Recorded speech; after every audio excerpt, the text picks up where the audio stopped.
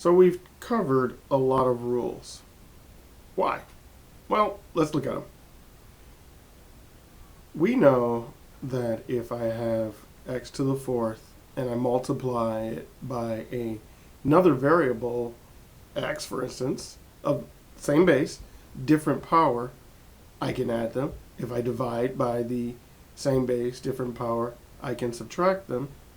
What happens when I have more than one added here?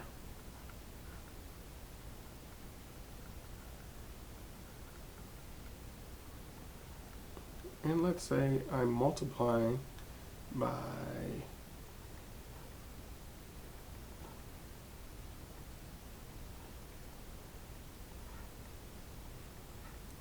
what?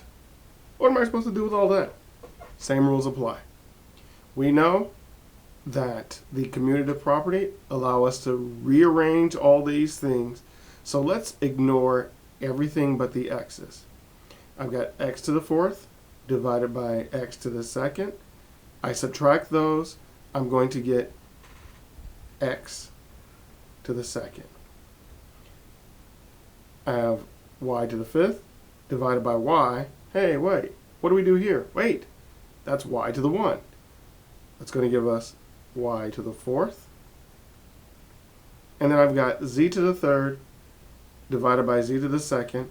Again, subtract those exponents. What do we get? Z to the 1 or just z. All we did here was use the rules we already talked about to make it simpler. We have this whole other guy over here. It's y to the third and z.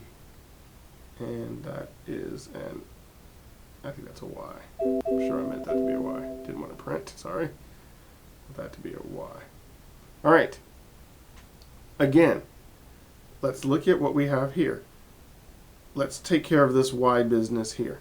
We have y to the third, divide it by y, or y to the 1, and that's going to give us y to the second.